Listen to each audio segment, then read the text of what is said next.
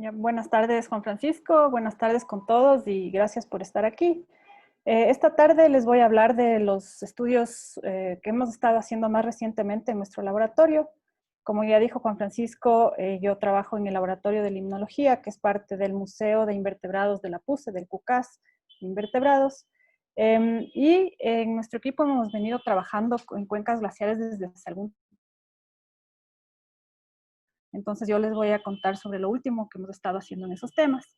Em, como, muchos, como muchos deben saber, me imagino que saben, los glaciares están más que nada distribuidos a altas latitudes, ¿cierto? En los sitios más fríos, al norte y al sur del planeta, pero también encontramos glaciares en los trópicos, incluso en montañas de latitudes menores, incluyendo los trópicos.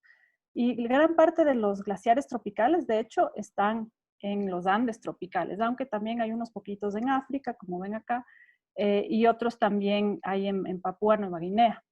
Pero gran parte de estos glaciares tropicales están principalmente en Perú y Bolivia, aunque también hay unos más en Ecuador, Colombia y Venezuela. El interés por estos glaciares tropicales empezó alrededor del 2005 y fue nuestro mentor Dean Jacobsen, que está aquí en esta foto y acá, quien realmente empezó con este interés. Y en ese año 2005 nos fuimos a una expedición en el Antisana a tratar de encontrar el nacimiento de este río de acá que se llama Río Crespo, y eso es solo una coincidencia, porque queríamos encontrar el punto donde este río nacía. Entonces subimos y encontramos el lugar donde gotita a gotita ese glaciar se iba derritiendo y formaba este famoso río Crespo. Entonces, a partir de ahí hemos venido realizando bastantes estudios en cuencas glaciares y principalmente en esta cuenca de la Antisana. La cuenca de la Antisana es súper interesante porque tiene un montón de ríos. Aquí hay un gráfico. Nosotros principalmente nos enfocamos en la parte occidental de esta cuenca, donde hay un montón de ríos. Como ustedes ven en esta gráfica de acá, tenemos muchos ríos y lo aún más interesante es que esos ríos son muy distintos unos de otros, porque tenemos algunos ríos, como este de acá, que nacen del glaciar, y este también nacen directamente de las lenguas glaciares, pero hay otros ríos que, por ejemplo, nacen de lagunas o nacen de agua subterránea, de vertientes, otros simplemente se forman por el agua lluvia, y esos ríos se van uniendo y forman otros ríos con condiciones ambientales distintas a los dos que se unen para formar. Entonces esto genera todo un mosaico de condiciones en esta cuenca de la Antisana y es realmente para nosotros un laboratorio natural, porque hemos podido hacer muchos estudios sobre justo los efectos de estas diferencias ambientales. Y aquí he puesto esta foto, que es la foto estrella de la Antisana, en una parte que nosotros le hemos bautizado con el nombre de Valle Mágico o Magic Valley, porque es realmente un sitio lindísimo y más que nada es súper interesante para nosotros porque ahí vemos justo esta heterogeneidad ambiental donde tenemos a la izquierda un río de glaciar, este es el río Crespo, el mismo que vimos en la foto anterior, solo que más abajo, que se une con un río de vertiente aquí a la derecha. Entonces, a simple vista se nota que son ríos muy distintos. ¿Sí? Ustedes ven el río de glaciar es un río casi blanco, parece a veces leche o parece que bajar harina por el río, pero en realidad lo que baja son sedimentos de la roca que el glaciar pulveriza. Entonces, las condiciones en este río de la izquierda son muy diferentes a las condiciones en el río de la derecha. Y así tenemos un montón de estas uniones entre ríos distintos en el Antisana, donde el efecto del glaciar se va atenuando. Entonces, estudiar todas estas condiciones nos ha llevado a hacer muchos trabajos interesantes. Y aquí les he puesto como un resumen súper rápido de las cosas que se han hecho desde hace bastante tiempo. Y por un lado, se han estudiado, por ejemplo, patrones hidrológicos y térmicos de esta cuenca glaciar y de los ríos glaciares andinos. Y aquí les he puesto unos ejemplos de esos estudios, donde, por ejemplo, acá en este estudio del 2010 del Dean Jacobsen y colaboradores, se enfocaron, por ejemplo, en los patrones hidrológicos y también térmicos y los compararon con los patrones hidrológicos y térmicos de ríos de latitudes altas. Y encontraron algunas diferencias interesantes, como en los patrones térmicos, por ejemplo, de los ríos glaciares tropicales son bastante distintos a los patrones térmicos de ríos de glaciares temperados. También gran parte de los estudios se han enfocado en la diversidad taxonómica de las comunidades de macroinvertebrados, porque todos somos en el equipo entomólogos y estudiamos invertebrados.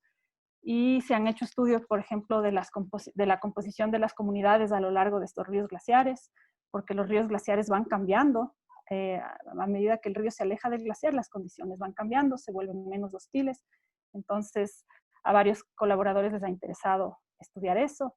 También se ha estudiado la estructura de las metacomunidades en todos estos distintos ríos con distintas condiciones. También se ha estudiado la diversidad local, regional y recambio de especies. Y de esto es algo que, un poco de esto va a hablar Rodrigo Espinosa en su charla, que creo que es la próxima semana. Entonces yo no voy a topar mucho estos temas.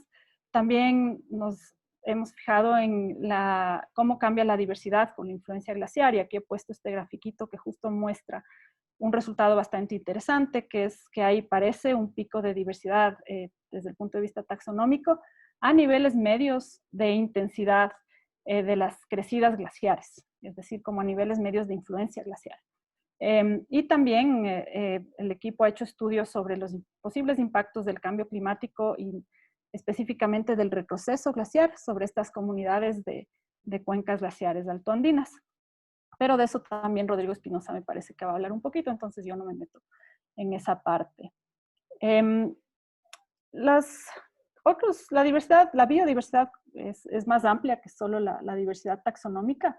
Y hay dos tipos de diversidad, que son la diversidad funcional y la diversidad genómica, que no habían sido muy estudiados, o yo diría en los Andes tropicales, nada estudiados en las cuencas glaciares.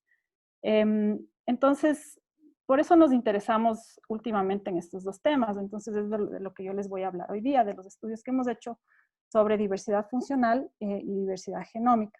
Lo de diversidad funcional es un trabajo que ya está avanzado y publicado, entonces voy a hablar bastante más de eso.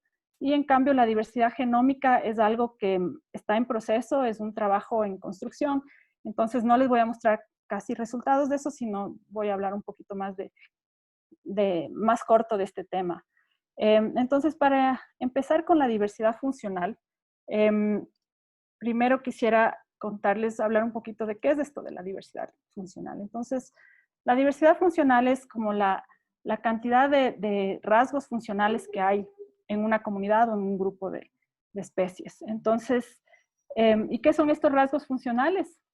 Los rasgos funcionales son las características de las especies o de los individuos que determinan su rol o cómo ellos funcionan dentro del ecosistema.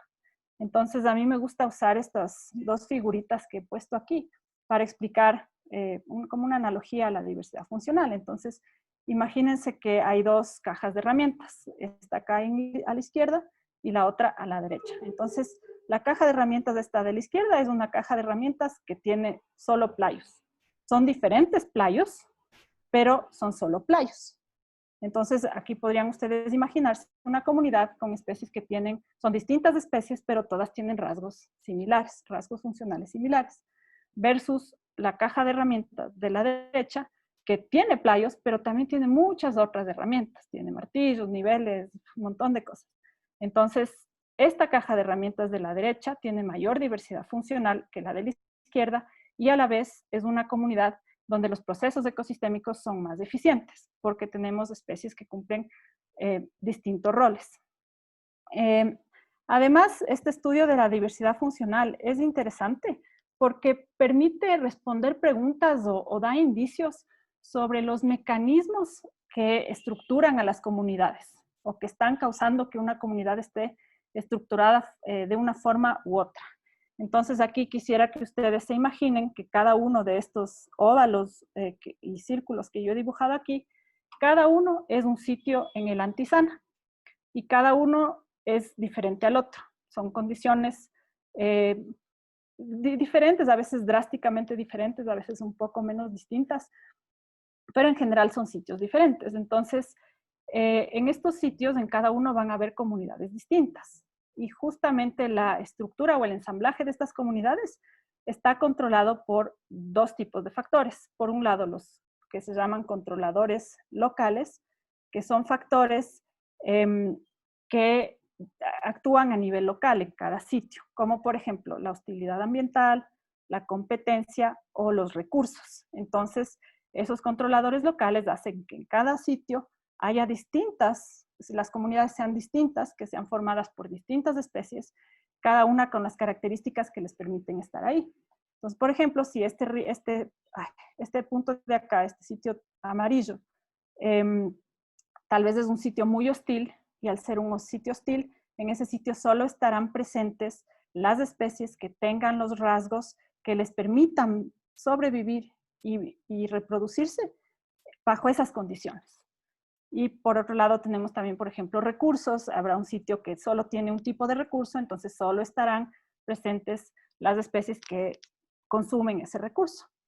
Entonces, aparte de los controladores locales, también hay controladores regionales, como por ejemplo las barreras, la dispersión y la conectividad.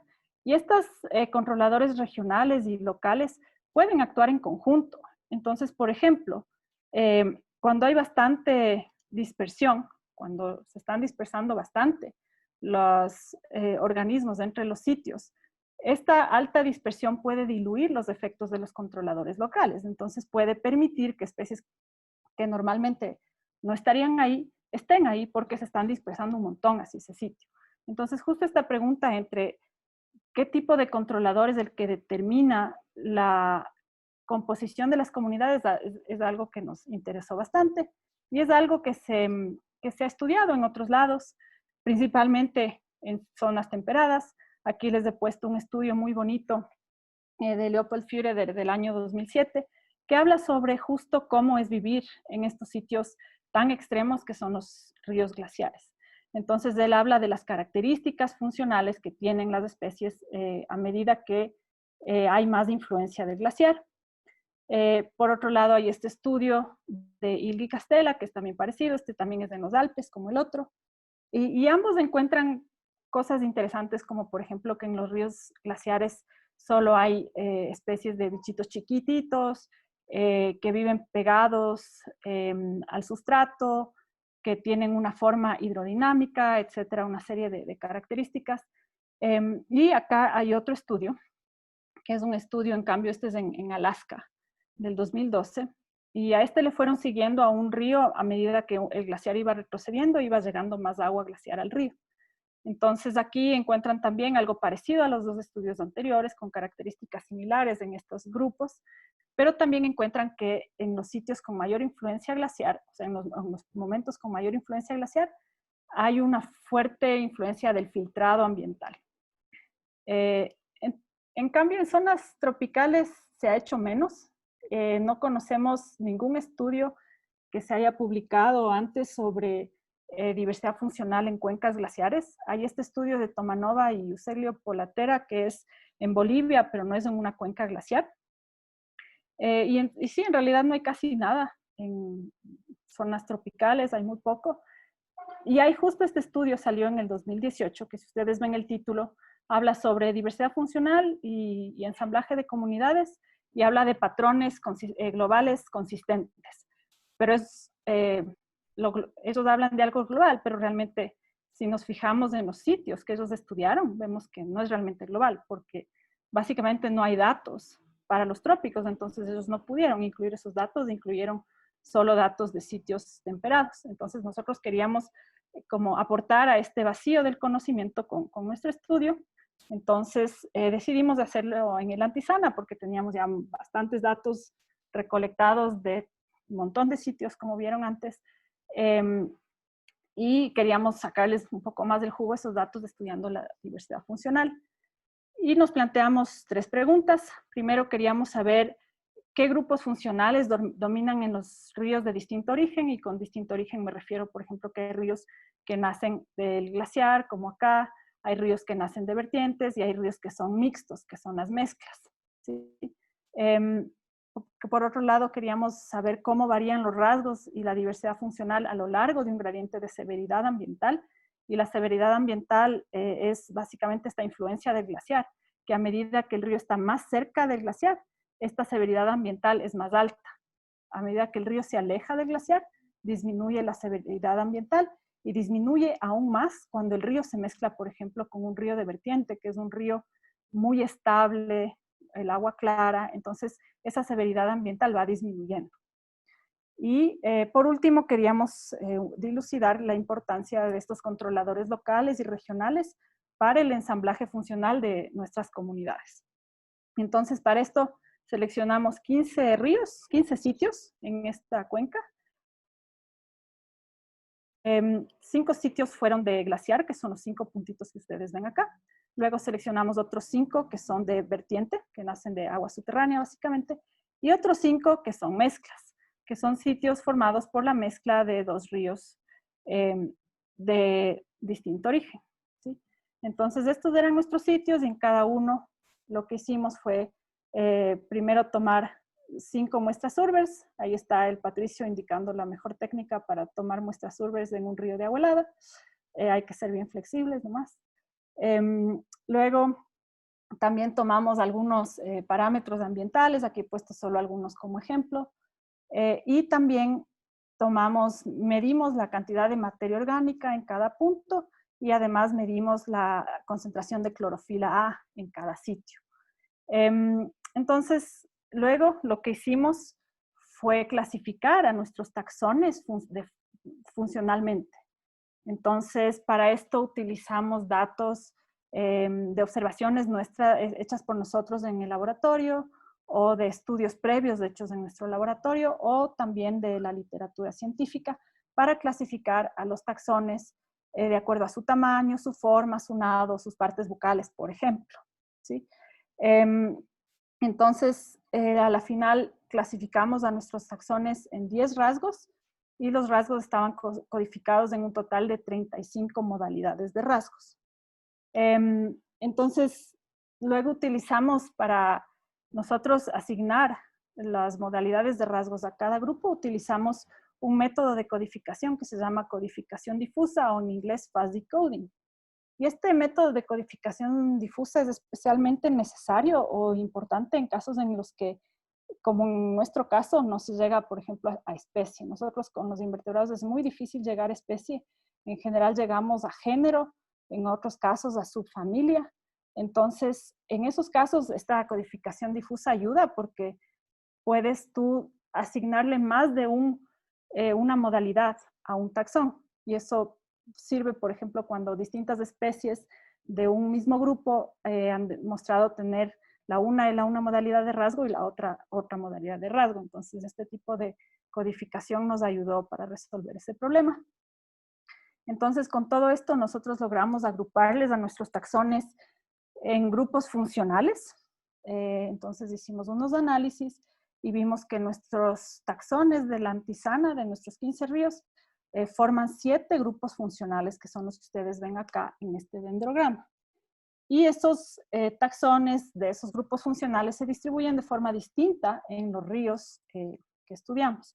Acá a la derecha tenemos los ríos, están ordenados, cada columna aquí es un río, están ordenados de izquierda a derecha en relación al grado de influencia glaciar. Los que tienen más influencia glaciar están a la derecha. Entonces, los 5 ríos de la derecha, por ejemplo, son los 5 ríos de glaciar. Y luego estos cuadraditos, si ustedes ven, tienen tonos de grises, y aquí está la clave para esa parte. Y eso representa la abundancia relativa de cada taxón en cada sitio. Porque cada ramita de nuestro árbol es un taxón. Entonces, para no alargarles mucho, lo que encontramos básicamente es que primero en los ríos de glaciar, que son los 5 de la derecha, no están taxones de todos los grupos, solo están algunos de ciertos grupos.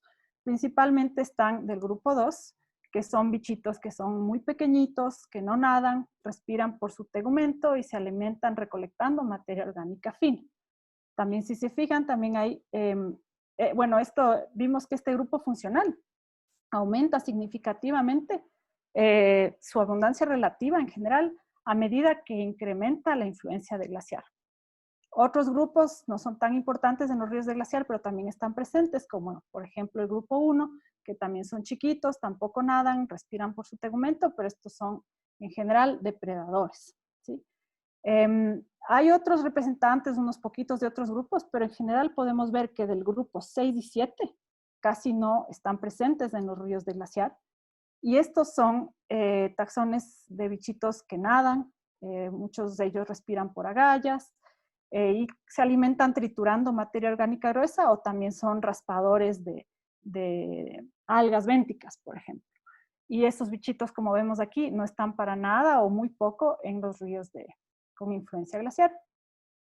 Entonces, luego, para seguir respondiendo a esta pregunta, vimos también que especialmente de este grupo funcional 6, la proporción de individuos de ese grupo funcional 6 disminuye significativamente y de manera bastante drástica con la influencia glaciar. Luego también queríamos ver, nuestra segunda pregunta era cómo varían los rasgos y la diversidad funcional a lo largo de un gradiente de severidad ambiental. Y este gradiente de severidad ambiental, les recuerdo, es la influencia glaciar. Entonces, aquí solo les he puesto como ejemplo 4 modalidades de rasgos para no alargarnos mucho. Y vemos, por ejemplo, que a medida que incrementa la influencia glaciar, aquí en el eje de las X está la influencia glaciar, vemos que incrementa la abundancia relativa de los animalitos pequeños, que miden de 2.5 a 5 milímetros. También aumenta la proporción de individuos que son recolectores, que se alimentan recolectando materia orgánica. Y vemos en cambio que disminuye con más influencia glaciar la cantidad de animalitos que nadan y también disminuye la cantidad de animalitos que respiran por agallas. Y estos resultados, especialmente de estos 3 rasgos del tamaño, el nado y ser recolectores, coincide con estudios anteriores en zonas temperadas. Este de las agallas no coincide porque nadie en las zonas temperadas no han tomado en cuenta este rasgo. Luego también lo que hicimos, y eso está acá a la derecha, fue calcular 2 índices de diversidad funcional. Hay muchos índices, pero estos son 2 de los más comunes, más calculados, el FDP y el RAOS-QE, que dicen básicamente qué tan diversa funcionalmente es cada comunidad. Entonces, los puntos y triángulos que vemos en esta figura son las comunidades que hay de nuestros 15 sitios. Entonces, hay 15 puntos y 15 triángulos. Abajo tenemos RAO y FDP y arriba tenemos RAO. Entonces, lo que encontramos básicamente aquí es que con mayor grado de influencia glaciar, que está en el eje de las X, la diversidad funcional disminuye. Otro patrón que parece que existe es que a niveles medios de influencia glaciar parece que hay un pico en diversidad funcional y esto coincidiría con lo que pasa con la diversidad taxonómica. Pero esto es algo que tenemos que seguir estudiando porque si ustedes se fijan un poco más, esta forma de la curva puede ser causada por poquitos puntos. Entonces nosotros lo que necesitaríamos hacer para confirmar esto sería encontrar o muestrear más sitios con un grado de influencia glaciar súper bajo, con severidad ambiental baja, para poder tener más información de esta parte, ¿sí? De sitios con poca severidad ambiental. Luego teníamos nuestra tercera pregunta, que era ver cuál era la importancia de estos controladores locales, que les expliqué hace un rato, y los regionales para el ensamblaje funcional de las comunidades. Entonces, para esto lo que se suele hacer, lo que se hace normalmente es comparar la diversidad funcional observada con la diversidad funcional generada al azar. Es decir, hay que generar unas comunidades al azar y comparar lo observado con el azar. Entonces, lo que hicimos nosotros fue para cada sitio generar 1000 comunidades al azar, manteniendo la misma riqueza de ese sitio, es decir, el mismo número de taxones de ese sitio. Y luego calculamos la diversidad funcional para esas comunidades nulas y la comparamos con la diversidad funcional que observamos en nuestras comunidades. Entonces, ¿esto para qué sirve? Sirve para tratar de dilucidar la influencia de estos factores locales y regionales. Entonces, por un lado, si es que uno encuentra que su diversidad funcional observada es menor que la obtenida en las comunidades nulas, o sea, por azar, entonces esto nos da un indicio de que tal vez existe filtrado ambiental en estas comunidades, es decir, las características ambientales no permiten que esté cualquier especie ahí presente, sino solo las que tengan las características que les permiten sobrevivir y reproducirse en esos sitios. En cambio, si es que se encuentra una diversidad funcional observada mayor al azar, podría ser que existe competencia, es decir, que debido a la competencia, las especies están diferenciándose para poder coexistir en ese sitio. En cambio, si es que uno encuentra una diversidad funcional igual al azar, entonces esto podría ser un indicador de que el factor que está controlando ahí son factores regionales, como por ejemplo la dispersión. Entonces, aquí está la figura de lo que nosotros encontramos. Entonces, si ustedes ven unos cuadraditos por debajo de los box plots son es la diversidad funcional esperada por azar y los cuadraditos es lo observado. Entonces, encontramos que solo en 3 sitios tenemos una diversidad funcional menor a la esperada por azar. Es decir, donde se podría estar el filtrado ambiental rigiendo el ensamblaje de esas comunidades. En 2 de estas los resultados fueron significativos y en la tercera fue cercano a significativo. Por otro lado, encontramos solo un sitio, tampoco significativo, pero cercano a significativo, donde había una diversidad funcional observada mayor al azar. Y luego todos los demás sitios, si ven los cuadraditos están grises, en todos esos demás sitios la diversidad funcional no fue diferente al azar, fue igual al azar. Entonces esto nos indica que son muy fuertes nos podrían ser muy fuertes los controladores regionales en el ensamblaje de estas comunidades. Entonces, para resumir esta parte, básicamente lo que encontramos nosotros en este estudio es que en los ríos de glaciar predominan rasgos que les dan resistencia y resiliencia a los animalitos a estas condiciones hostiles de los ríos glaciares. Por otro lado, vimos que la diversidad funcional disminuye con el grado de influencia glaciar, que también lo tomamos como una medida de severidad ambiental.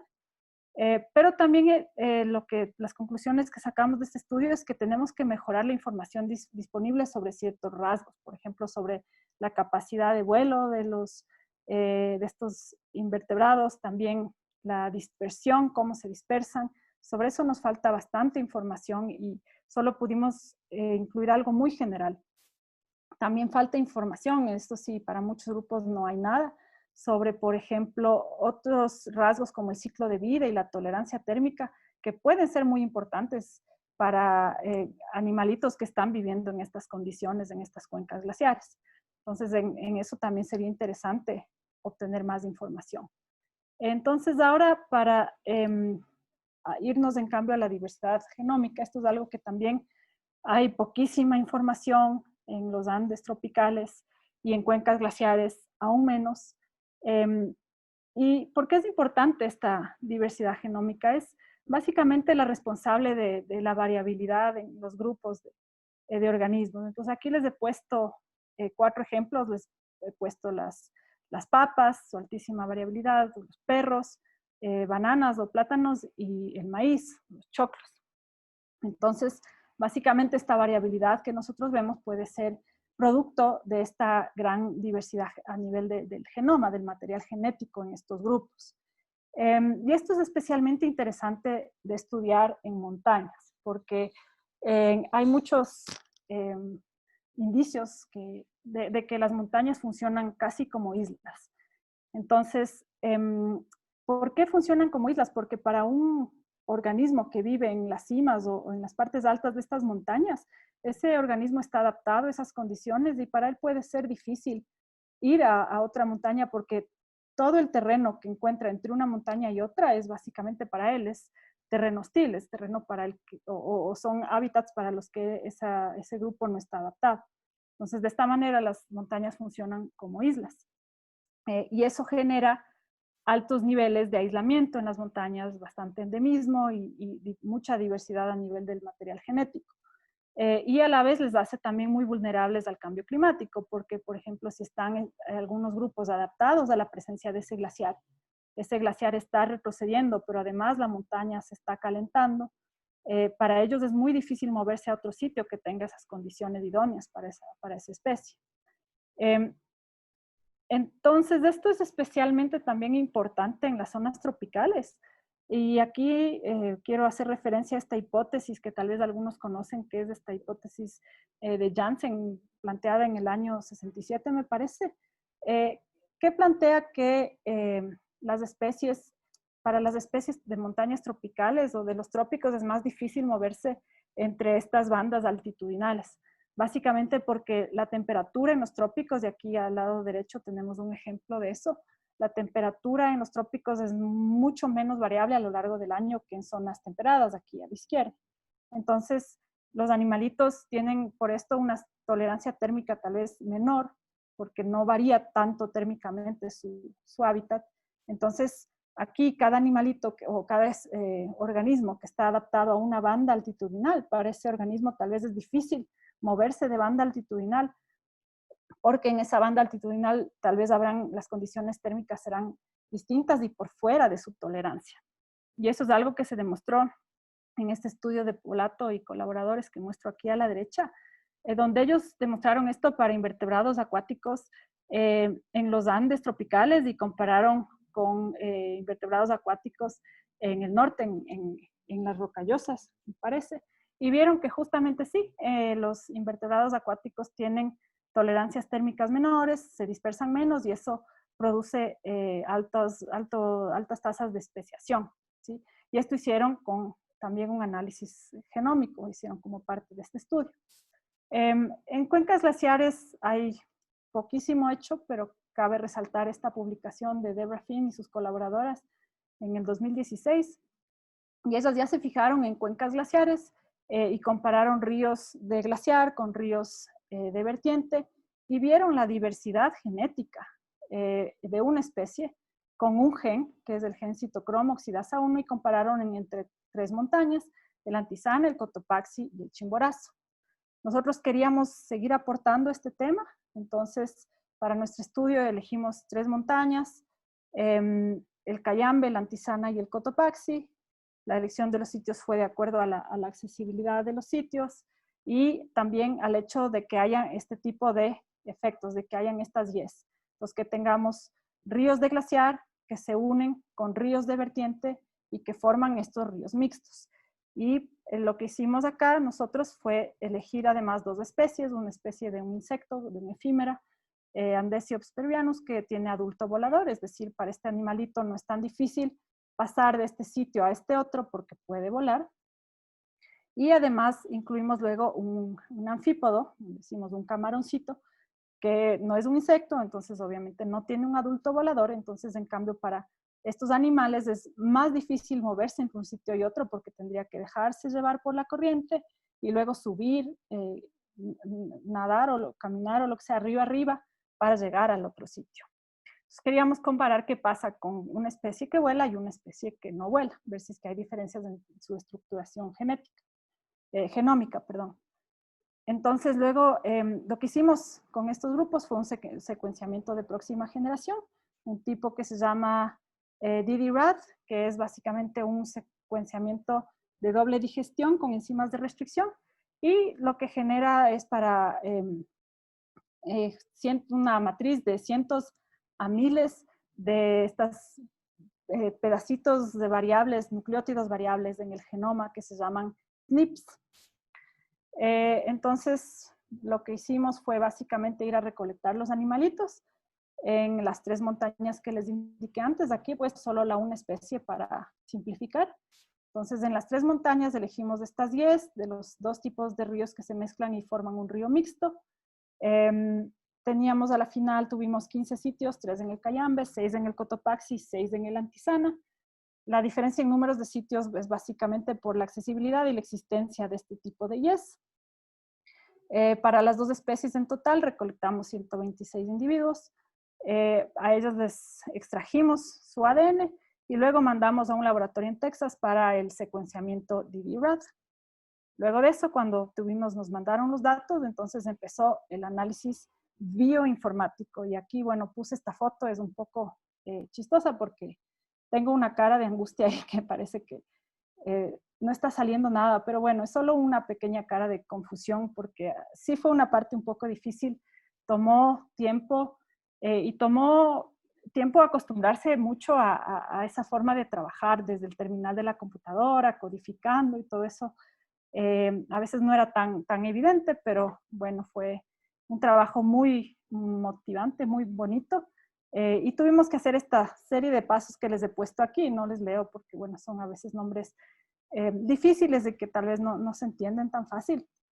Pero que básicamente lo que se hace es empezar con unas carpetas gigantes, con unos archivos gigantes, con cientos de miles de datos, o a veces millones de datos, y a esos millones o cientos de miles de datos hay que irlos separando, porque en cada archivo vienen mezclados los individuos, entonces hay que ir separando por individuo, ir agrupando por especies, luego hay que filtrar esas matrices quitando individuos que tengan pocos datos o quitando SNPs que sean demasiado raros, y a la final uno termina con una matriz grande de SNPs, o sea, de estas regiones variables del genoma.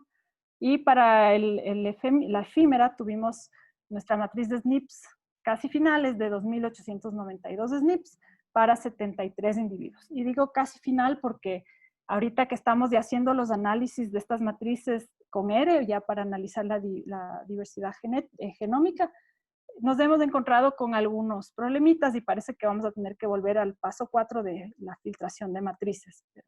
Entonces, por eso tampoco no les muestro todavía muchos resultados, solo les voy a mostrar uno, que es muy preliminar, que es esto de acá, que es un análisis discriminante de componentes principales para la diversidad genómica de cada individuo. Entonces, cada bolita aquí es un individuo. Aquí en verde tenemos los individuos del Cotopaxi, en rojo los de la antisana y en azul los del Cayambe. Y lo que vemos aquí preliminarmente es que parece que son bien diferentes los individuos de la antisana, de los del Cotopaxi y aún más de estos dos de los del Cayambe. Pero como les digo, esto todavía está en construcción, entonces todavía esto podría cambiar un poco. Y luego, ¿qué es lo que queremos luego con estos datos que todavía nos falta por hacer? Queremos, por un lado, estimar esta diferenciación genética entre poblaciones, entre montañas, pero también dentro de montañas, para ver si hay algún efecto de estos distintos ríos, de glaciar y de vertiente en las montañas, y si eso produce diferencias a nivel genómico. Y también queremos saber si esa diversidad y ese aislamiento varía entre nuestros dos invertebrados, la efímera que vuela y el camaroncito que no vuela, porque puede ser que haya mayor estructuración en el camaroncito por el simple hecho de que su capacidad de dispersión es probablemente menor que la de la efímera. También tenemos que hacer unos análisis espaciales, vamos a medir el aislamiento por distancia para los dos grupos, y también vamos a analizar, y esto tal vez por medio de modelos de efecto mixto, la influencia de la distancia geográfica y ambiental sobre la diferenciación a nivel genético o genómico de las poblaciones. Y bueno, eso es básicamente lo que nos falta por hacer, pero para terminar les quería mostrar esto, que es, no sé si conocen o han visto, tal vez se han topado con este famoso GitHub. GitHub es una plataforma para desarrolladores, para gente que hace scripts, desarrolla softwares, pero también la gente que está trabajando con bioinformática también está mucho en GitHub. Es como una red social casi para desarrolladores. Entonces, es como una red social porque uno tiene su usuario y puede seguir a otras personas y otras personas le pueden seguir a uno. Y lo que nosotros hicimos fue incluir en nuestro repositorio de GitHub, al que le llamamos Invert Genomics, todos los pasos que seguimos para partir de nuestros archivos gigantes con millones de datos a nuestras matrices de SNPs y también los análisis que vamos a hacer con R, ¿sí? Entonces, ahorita les quiero mostrar cómo se ve nuestro GitHub acá. Espero que sí estén viendo. Pero este es el GitHub que hicimos. Entonces, y esto les muestro porque si ustedes quieren hacer bioinformática y quieren hacer secuenciamiento de DDBAT, esto les puede ayudar porque aquí hemos puesto paso por paso todo lo que hicimos. Y tratamos de ser lo más detallistas posibles. Incluimos incluso acá los códigos que íbamos poniendo en el terminal de la compu, los parámetros, definimos los parámetros, incluimos nuestros resultados también, algunos resultados. Si ven, hay algunas cositas que todavía falta completar, pero está bastante listo. Tenemos incluso por ahí algunos links a tutoriales o a sitios web que pueden ayudar. Por ejemplo, acá hay un link. Entonces, creo que puede ser útil si es que ustedes quieren meterse en esto y ya es como un pasito más allá, si es que les interesa. Y bueno, con eso ya termino. Y muchas gracias a todos por su atención y estoy aquí para si tienen preguntas.